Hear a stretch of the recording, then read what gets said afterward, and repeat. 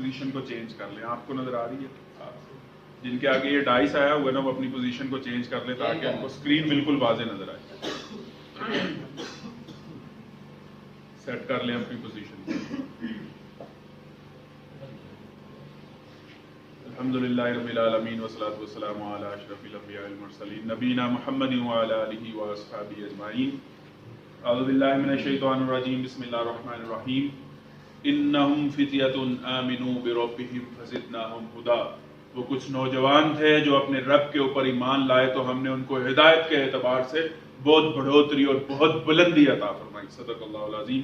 رب اشرح لی صدری ویسر لی امری واحلل عقدۃ من لسانی یفقہوا قولی. تھکے تو نہیں ہوئے؟ بھوک تو نہیں لگی ہوئی؟ فریش ہے بالکل؟ رات 1 بجے تک اگر سیشن چلے تو بیٹھے ہیں؟ ٹھیک ہے، کہیں انشاءاللہ. چلے 1 بجے تک نہیں چلے گا، اس کو کہتے ہیں موت دکھا کے بخار پر راضی کرنا. تو انشاءاللہ 1 گھنٹے میں ہم بہت فروٹفل سیشن ہوگا اور یہ لائف چینجنگ انشاءاللہ سیشن ہوگا. اس کے بعد آپ اپنے آپ کو ایک دوراہے پر کھڑا محسوس کریں گے کہ آپ کے پاس جیسے ایک روڈ ادھر کو مڑ رہی ہوتی ہے، ایک روڈ ادھر کو مڑ رہی ہوتی ہے. آپ کی زندگی جو ہے وہ ایک دوراہے پر آ جائے گی اللہ کی توفیق سے، اس کے فضل و کرم سے. آغاز کرتے ہیں.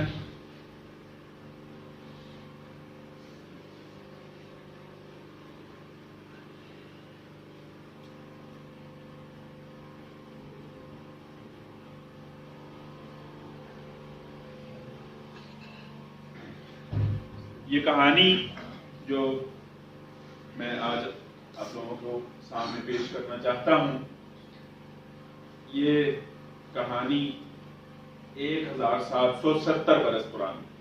کتنا؟ 1770 برس پرانی. اس کہانی میں آخر ایسی کون سی بات ہے کہ میں تقریباً 10-11 گھنٹے کا سفر کر کے آپ کو یہ کہانی سنانے کے لیے آیا. یہ کہانی ایسی کہانی ہے کہ جو حضور صلی اللہ علیہ وسلم نے صحابہ کو سنائی. یہ کہانی ایسی کہانی ہے کہ اس کو یاد کیے بغیر کوئی حافظ قرآن نہیں بنتا. یہ کہانی ایسی کہانی ہے کہ حضور صلی اللہ علیہ وسلم کی وفات سے پہلے آخری سال میں حضرت جبرائیل علیہ السلام نے 2 دفعہ آ کر حضور صلی اللہ علیہ وسلم کو سنائی. آپ نے اپنی وفات سے پہلے قرآن کا 2 دفعہ جبرائیل کے ساتھ دورہ کیا. 2 دفعہ یعنی جبرائیل نے یہ کہانی آپ کو حضور صلی اللہ علیہ وسلم کو سنائی. یہ سارے صحابہ نے تابعین کو سنائی، سارے تابعین نے تبع تابعین کو سنائی، اور جنریشن ٹو جنریشن یہ کہانی، یہ سٹوری چلتے ہوئے 2021 میں میرے اور آپ تک پہنچی ہے. یہ کہانی کیا ہے؟ یہ کوئی الف لیلہ ہے میں جو آپ کو سنانے آیا ہوں؟ یہ کوئی سائنٹیفک کوئی سٹوری ہے؟ یہ کوئی عمر و عیار کی کہانی ہے؟ یہ فکشن ہے؟ کوئی فکشن فلم ہوتی ہے وہ دیکھا ہوگی شاید آپ نے کسی نے کوئی فکشن فلم، یہ وہ بھی نہیں ہے. یہ ٹارزن کی کہانی بھی نہیں ہے. یہ کوئی مولانا روم یا شیخ سعدی کی حکایت بھی نہیں ہے. تو پھر یہ کیا ہے؟ یہ سپرمین سیریز بھی نہیں ہے، یہ عمران سیریز بھی نہیں ہے. عمران سیریز پڑھی کسی نے؟ کس نے پڑھی؟ ہاتھ کھڑا کر. کتنی دلچسپ ہوتی ہے. اور آپ نے بھی پڑھی ہے. جمشید سیریز کسی نے پڑھی؟ اشفاق احمد، اشتیاق احمد کو نہیں پڑھا؟ آپ نے پڑھا. عمران سیریز سے بھی زیادہ دلچسپ ہے، لیکن یہ وہ بھی نہیں ہے. یہ کسی فلم یا ڈرامے سے بھی محفوظ نہیں ہے. ٹھیک ہے، ارطغرل سے یا کسی اور تاریخی ڈرامے سے یا آخری چٹان سے یا کسی اور سے میں نے اس کو نہیں ڈرائیو کیا. یہ عزیز بٹی کی کہانی بھی نہیں ہے. یہ کسی ڈائجسٹ سے بھی میں نے نہیں پڑھی. یہ کیا ہے؟ نحن نقص علیک نبأہم بالحق. اللہ کہہ رہے ہیں ہم یہ قصہ سنا رہے ہیں. یعنی یہ ساؤنڈ میری ہے، لپس میرے ہل رہے ہیں. Actually who is the narrator? Who's telling the story? رب جہاں. کون؟ نحن نقص، ہم یہ قصہ بیان کرتے ہیں. نحن نقص علیک نبأہم بالحق. یہ بہت حق پر مبنی سٹوری اور کہانی ہے، اور اللہ تبارک و تعالیٰ نے یہ کہانی سنائی اپنے محبوب صلی اللہ علیہ وسلم کو، اور یہ کہانی آگے فلوٹ ہوئی ہے اور چلتی آ رہی ہے. یہ کہانی میری کہانی. کس کی؟ محمد بن اشرف کی کہانی ہے. یہ آپ کی کہانی ہے، یہ آپ کی کہانی ہے، یہ آپ کی کہانی ہے، آپ کی، آپ کی، آپ کی، آپ کی، آپ کی، یہ سب کی کہانی. تو یہ کہانی سنتے وقت آپ نے کیا اپنے ذہن میں ڈالنا ہے کہ یہ کس کی کہانی ہے؟ میری کہانی ہے. کس کی کہانی ہے؟ میری کہانی ہے. ہر ایک نے یہ سوچنا ہے کہ اس کہانی کا کریکٹر کون ہے؟ I am the character.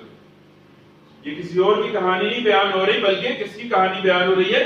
میری کہانی بیان ہو رہی ہے. پھر آپ کو اس سے استفادہ ہوگا, پھر آپ کو فائدہ ہوگا, پھر یہ لائف چینجنگ ہوگی. یہ 1770 برس قبل ایک بادشاہ تھا جس کا نام تھا کیا؟ ڈیشیس.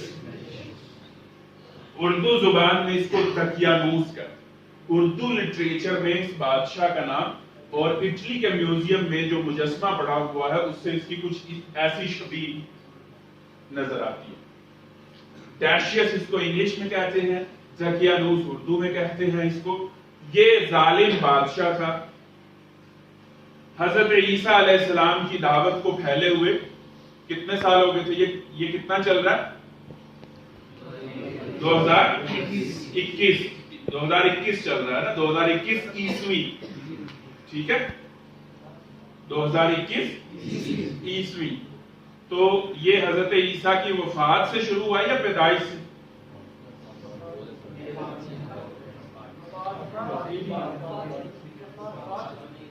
یعنی حضرت عیسیٰ علیہ السلام کی ڈیتھ کو آج 2021 سال ہو گئے, یعنی 2020 ہو کے 21واں شروع ہو گیا. تو یہ کہانی کتنے سال پرانی ہے؟ 1700 برس, 770 برس. یعنی حضرت عیسیٰ علیہ السلام 2020 میں سے 1770 نکالیے جلدی نکالیے. کتنے؟ حضرت عیسیٰ علیہ السلام کو دنیا سے گئے ہوئے کتنے برس ہوئے تھے؟ 350. حضور صلی اللہ علیہ وسلم کب پیدا ہوئے ہیں؟ 571 عیسوی میں. حضور صلی اللہ علیہ وسلم کے دنیا میں آنے سے یہ کتنے سال پرانی سٹوری ہے؟ ایگزیکٹلی 200, تقریباً 221 برس. میرے آقا علیہ السلام ابھی دنیا میں تشریف نہیں لائے تھے, اس سے یہ پہلے کی کہانی ہے. اور حضرت عیسیٰ علیہ السلام کو دنیا سے گئے کتنے برس ہو چکے ہوئے تھے؟ تقریباً کم و بیش. ایگزیکٹلی نہیں کہا جا سکتا کیونکہ تاریخ ہے نا, ایگزیکٹلی نہیں کہا جا سکتا. کم و بیش میری کیلکولیشن کے حساب سے حضرت عیسیٰ علیہ السلام کو 349 برس, 48 یا 49 برس ہو چکے ہوئے تھے جب یہ واقعہ ہوا, یا 350 برس ہو چکے ہوئے تھے. تو اس بادشاہ کا دور تھا, رومی بادشاہ تھا یہ, سلطنت روم. نکل کے جس نے صحرا سے جس نے سلطنت روما کو الٹ دیا. سلطنت روما کا ذکر اقبال کی شاعری میں بھی آپ نے سنا ہوگا.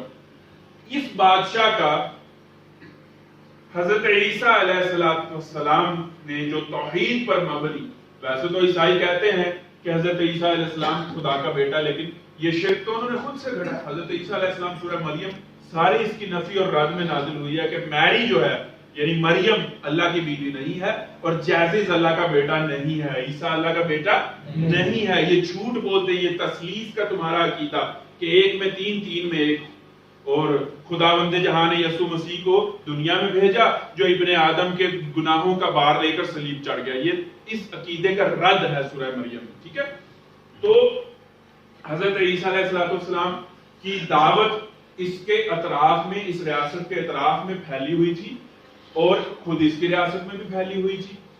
لیکن اس نے توحید کے اوپر پابندی لگا دی, آسمانی وحی پر ہدایت کے اوپر پابندی لگا دی, اور فرعون اور نمرود کی طرح یہ اعلان کر دیا کہ خدا میں.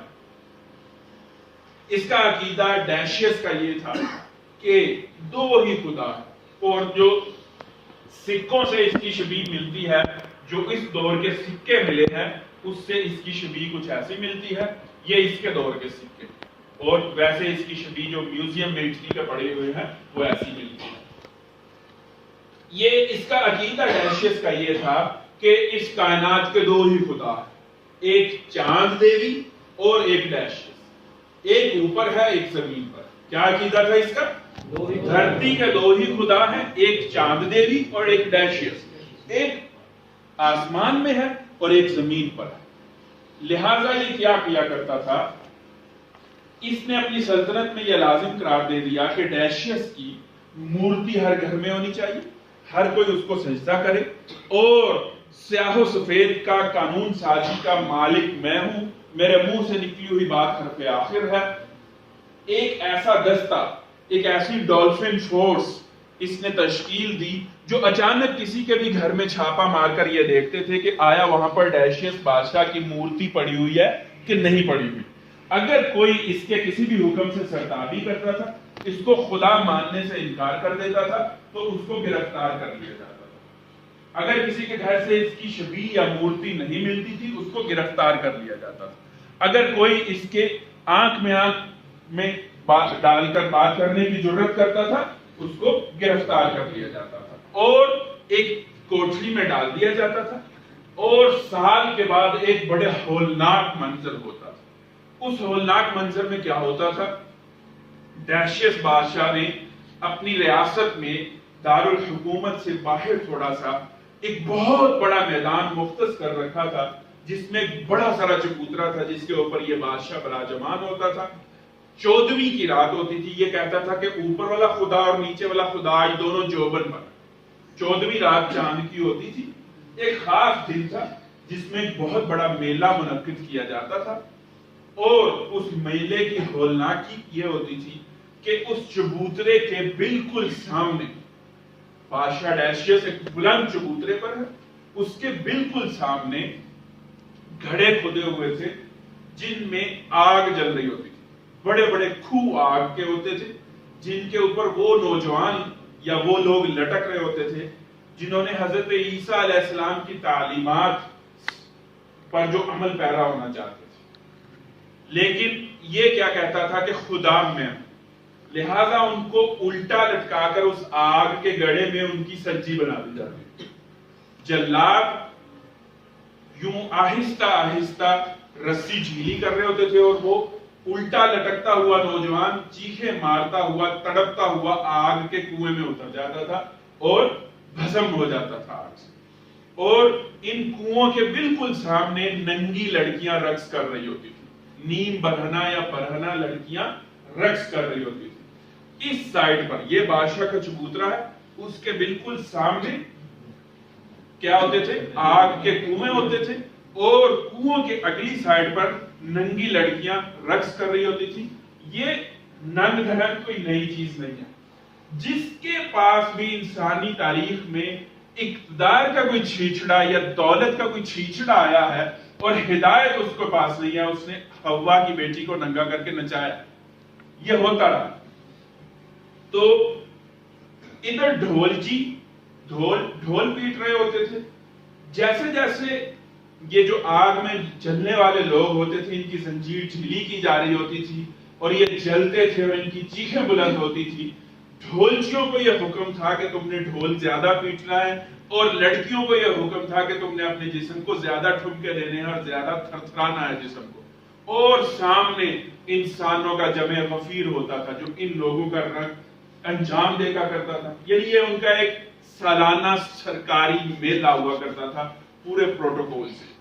اسی طرح کا ایک میلہ برپا تھا، کچھ لوگ آگ میں جل رہے تھے، ان کی چیخیں نکل رہی تھی، ننگی لڑکیاں ڈانس کر رہی تھی۔ دور سے ایک گھوڑ سوار سرپٹ گھوڑا دوڑاتا ہوا آتا ہے، گرد کے بادل اڑاتا ہوا۔ سب لوگ اس کو پہچان جاتے ہیں کہ یہ بادشاہ کا خصوصی ایلچی ہے۔ وہ خصوصی ایلچی بادشاہ کا چبوترے کی اس سائڈ سے آتا ہے، کوئی دربان اس کو روکتا نہیں ہے۔ وہ جلدی سے جھٹ جھٹ سیڑھیاں چڑھتے ہوئے بادشاہ کے پاس پہنچتا ہے۔ بادشاہ بھی اس کو اس طرح سے حواس باختہ آتا ہوئے دیکھ کر ایک دفعہ تو گھبرا جاتا ہے۔ وہ بادشاہ کے کان میں سرگوشی کرتا ہے۔ اس سرگوشی کا سننا یہ ہوا کہ بادشاہ کے اوپر لرزہ طاری ہو گیا، لرزہ طاری ہو گیا، اور بادشاہ کا تاج اس کے قدموں میں گر۔ اتنی تھرتھلی ہوئی، اتنا بادشاہ کو، جس کو پنجابی میں کہتے ہیں کانبا چھٹیا، کہ بادشاہ کا تاج گر گیا اس کے قدموں میں، اور وہ بھری تقریب سے اٹھ کر چلا گیا اور اس تقریب کو وزیر اعظم کے سپرد کر دیا۔ وزیر اعظم نے جیسے تیسے اس تقریب کو، اس کی اینڈنگ سیرمنی کی، اور مجمع گھروں کو ہو لیا. اس میں بھی مجمع میں آپ جیسے بھی کچھ نوجوان تھے, اور جیسے عام ٹرینڈز ہوتے ہیں ہر دور کے ٹرینڈز ہوتے ہیں, اور زیادہ تر یوتھ ٹرینڈ فالوورز ہوتے ہیں. ٹھیک ہے, کوئی کہہ رہا ہوگا وہ اس لڑکی کو تم نے دیکھا, کوئی کہہ رہا ہوگا اس کی چیخیں سنی, کوئی کچھ کہہ رہا ہوگا, کوئی کہہ رہا ہوگا کہ آج یہاں پر جو قتلمے ملے ہیں وہ بڑے مزے کے تھے, میلے اسٹال سب کچھ ہوتا تھا. تو ان نوجوانوں میں ایک نوجوان ایسا بھی تھا جس نے اس سارے واقعے کو ڈیفرنٹلی ایک مختلف زاویہ نگاہ اور نظر سے دیکھا. اس نے اس واقعے کو ڈیفرنٹلی پرسیو کیا. اس لڑکے نے اپنے 5 اور دوستوں کو اگلے دن گھر میں کھانے پر دعوت پر بلایا. اس نوجوان کا ابا, اس کا فادر, اس کے ڈیڈ, وہ بادشاہ کے دربار میں کوئی منسٹر تھے, مشیر تھے, وزیر تھے, یعنی مقرب تھے بادشاہ کے. اس نے اپنے دوستوں کو بلا کر کہا کہ گپ شپ چل رہی تھی, اس نے کہا کہ یار تمہیں پتا ہے میں نے تمہیں کیوں بلایا؟ کہا کھانا شانا کھانے کے لیے. کہا ہاں کھانا شانا تو کھانا تھا, لیکن میرے بلانے کا کوئی اور مقصد بھی تھا. اچھا بھائی کیا مقصد تھا یہ تو بتاؤ. یار کل تم نے دیکھا کہ بادشاہ سلامت ایک خبر کی تاب نہ لا سکے, اس ایلچی نے کچھ ان کے کان میں وسپرنگ کی ہے, کوئی سرگوشی کی ہے, تو بادشاہ سلامت کا تو تاج ان کو تم نے دیکھا؟ ہاں یار ہم نے بھی دیکھا.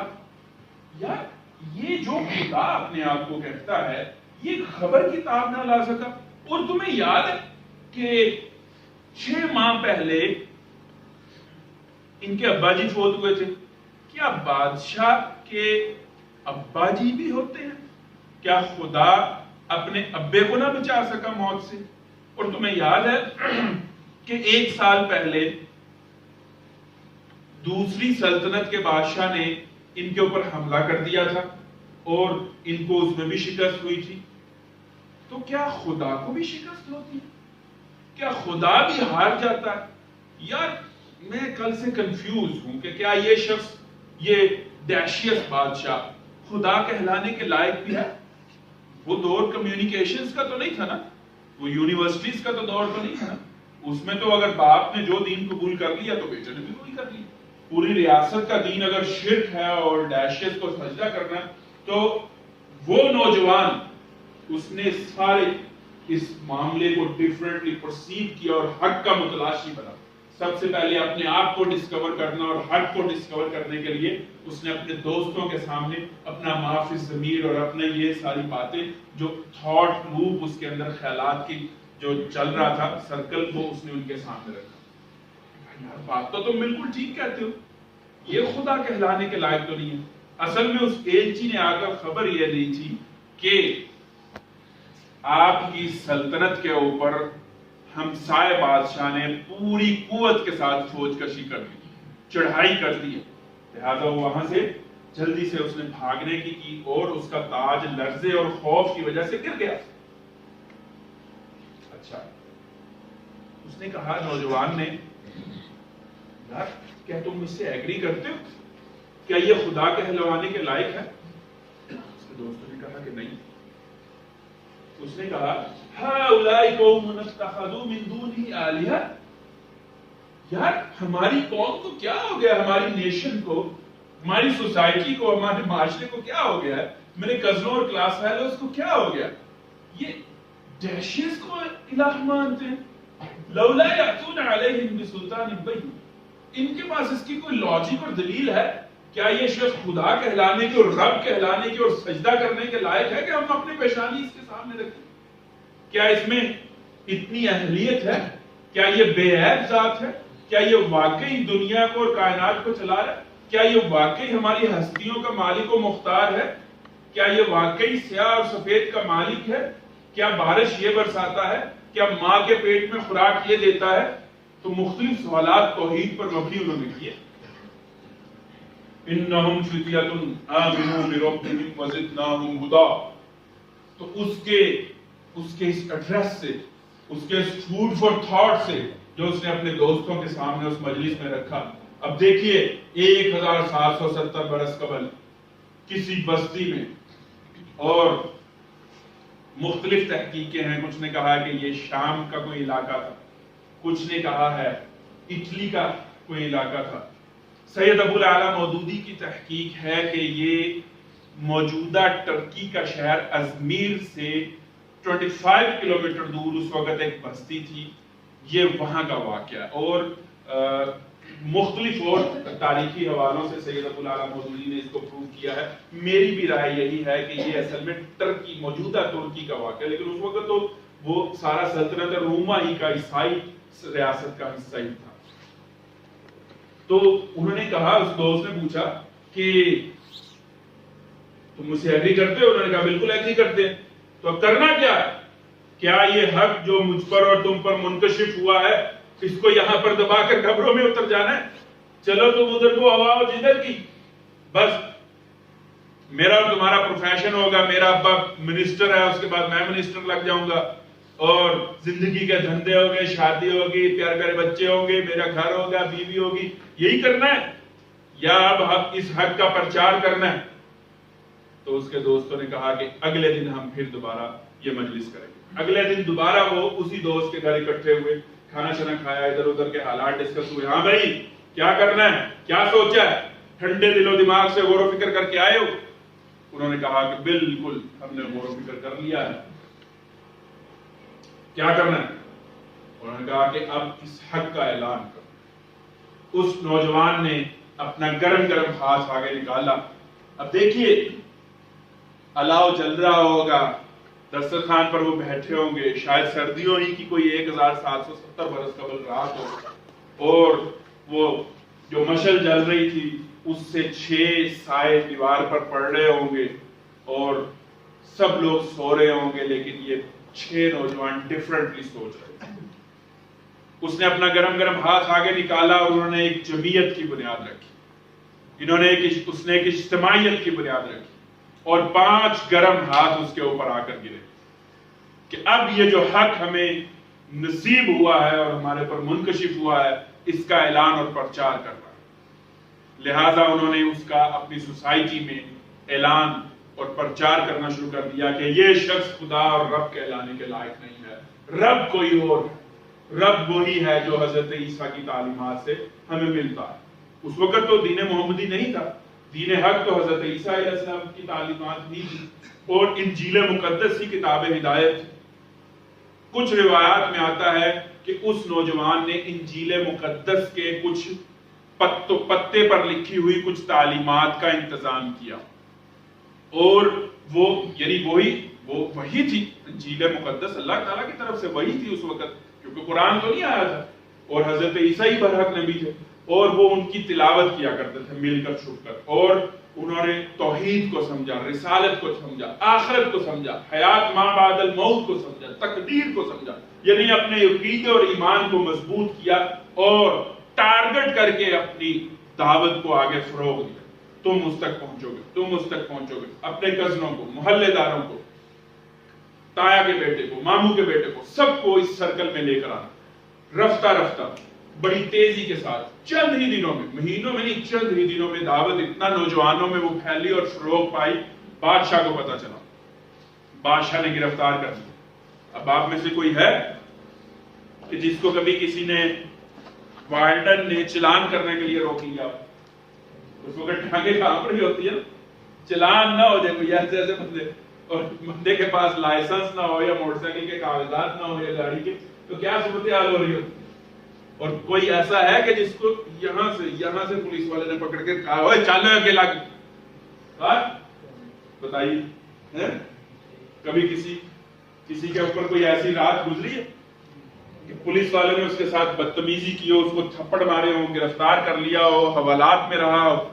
ایسا کسی کے اوپر نہیں ہے۔ لیکن ان نوجوانوں کو چلو اکیلا، چلو بڑے موحد بنتے ہو، اچھا تو یہ ہے، تو یہ وہ لوگ ہیں جنہوں نے ڈیشیس کو رب ماننے سے انکار کر دیا۔ کس طرح سے نیزے یہاں پر ان کے لگائے گئے اور ان کو تھکے لے کر جو ہے بادشاہ کے دربار میں، اور بادشاہ نے اے او منڈا جڑا کہتا کہ میں رب نہیں ہوں، دسو تم کتوں پٹی پڑی ہے، کیڑا تیرا نواں رب، کیا کیا اس کو تانے نہیں ملے ہوں، کیا کیا نہیں اس کو کہا گیا ہو. انہوں نے پہلے ہی ٹھان لیا. وَرَبَطْنَا عَلَىٰ قُلُوبِهِمْ، ہم نے ان کے دلوں کو قرار دیا، استقامت دی. اذ قاموا، وہ کھڑے ہو گئے. فقالوا ربنا رب السماوات والارض لن ندعو من دونه الہا. وہ اس طرح سے مومنانہ شان کے ساتھ، یہ نہیں ہے کہ وہ للو بن کے بالکل اور بالکل جو ہے وہ ایسے سے مریل سی چال کے ساتھ نہیں، باطل کے سامنے مومنانہ شان، تکبر نہیں ہے. اپنے آپ کو کوئی بڑی چیز نہ سمجھو، لوگوں کو حقیر نہ سمجھو، لیکن یاد رکھیے دین کا مذاق اڑانے والوں کے سامنے، دین کے آگے روڑے اٹکانے والوں کے سامنے مومنانہ شان ضروری ہے. الجھیے نہیں، لیکن آپ کے پاس لاجک ہو، آپ کے پاس دلیل ہو، آپ دلوں کو مسخر کر سکتے ہو، آپ آنکھوں میں آنکھیں ڈال کر بات کر سکتے ہو، آپ اپنا نریٹو رکھ سکتے ہو. اسی طرح سے انہوں نے کیا، بالکل مومنانہ شان کے ساتھ چلتے ہوئے بادشاہ کا ربنا رب السماوات والارض لن ندعو من دونه الہا.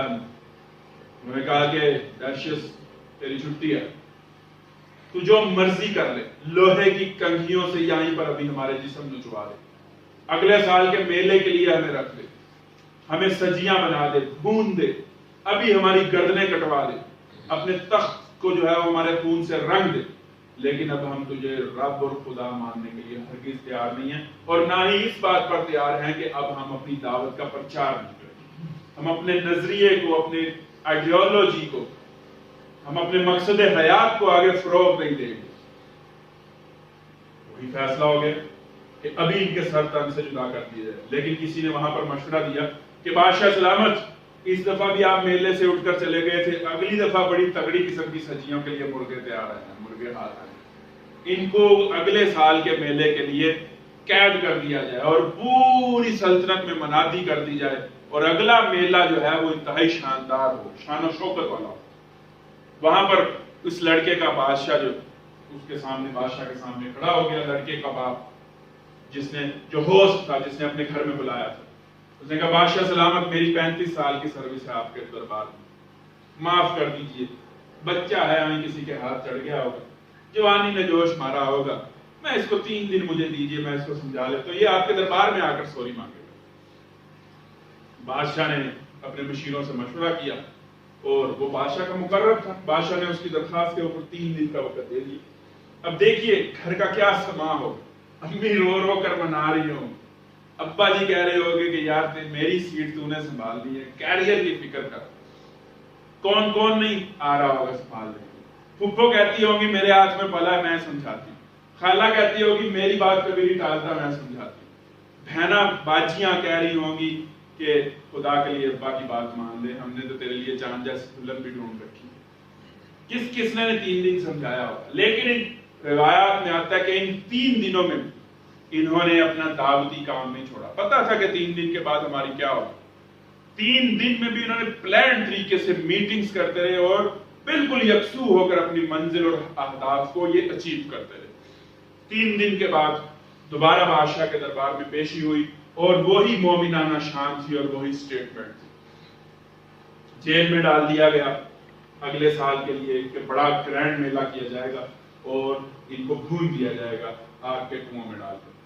وہاں پر انہوں نے اللہ رب کریم سے ایک دعا مانگی ہے جس کو قرآن مجید نے نقل کیا، اور الحمدللہ اللہ کی توفیق سے یہ دعا، اس کی میں نے اپنی زندگی پہ ذاتی طور پر بڑی برکات دیکھی. یعنی میرا وظیفہ ہے، یہ میرا ورد ہے. ربنا آتنا من لدنک رحمۃ وہیئ لنا من امرنا رشدا. یا اللہ ہم جو کر سکتے تھے کیا، ہم نے اپنی ساری انرجی اور پوٹینشل لگا دیا. یا جتنی صلاحیت اور تدبیر اور سمجھ اور فہم، حکمت، لاجک تو نے دی تھی، عقل دی تھی، جتنے ریسورسز اور تعلقات دیے تھے، ہم نے اس دعوت کا حق ادا کرنے کی کوشش کی. ربنا آتنا من لدنک رحمہ. اب تو اپنی خاص رحمت ہمیں عطا فرما جو تو اپنے خاص بندوں کو عطا کرتا. وَهَيِّئْ لَنَا مِنْ أَمْرِنَا رَشَدًا. اور اس سارے کام میں سے ہمارے لیے خیر نکال دے. ان کو جانے اور زندگیاں پیاری نہیں تھی، وہ یہ چاہتے تھے کہ اگر ہم مر گئے، وہی دعا جو حضور صلی اللہ علیہ وسلم نے غزوہ بدر میں مانگی، اللہ کے نبی صلی اللہ علیہ وسلم نے کہا اللہ میں اپنی 13 سالہ مکی دور کی محنت اور یہ مدنی دور کی 1.5-2 سال کی محنت 313 بندے لے کر تیرے دربار میں حاضر ہو گئے، اتنا روئے ساری رات۔ حضرت ابوبکر صدیق آپ کے کندھوں کے اوپر چادر ڈالتے تھے، رو رو کے قنوت میں آپ ایسے کر کے دعا مانگ رہے تھے، رو داڑھی مبارک تر تھی حضور صلی اللہ علیہ وسلم۔ حضرت ابوبکر صدیق دوبارہ چادر آپ کے کندھوں پر ڈالتے تھے اور کہہ رہے تھے اللہ کے نبی صلی اللہ علیہ وسلم بس کر دیجئے، بس کر دے، ساری رات بیت گئی، اللہ مدد کرے گا، مجھے امید ہے۔ حضور صلی اللہ علیہ وسلم یہی کہہ رہے تھے یا اللہ یہ 313 میری محنت ہے، یا اللہ اگر کل یہ بھی نہ رہے تو کیا ہو، یہ میری محنت ہے اتنے سال۔ تو ان لوگوں کو یہ اندیشہ تھا کہ میری امی بھی جنت میں جائے، میرے ابا بھی جائے، میرے دوست بھی جائے، ہمارے ذریعے سے سب لوگوں تک ہدایت پہنچے اور یہ بستی توحید اور اسلام اور ہدایت اور حق والی بستی بنے۔ لیکن جو اللہ کی مرضی، لیکن انہوں نے اللہ سے مانگا کہ یا اللہ ہمیں مہلت تو دے کہ ہم باہر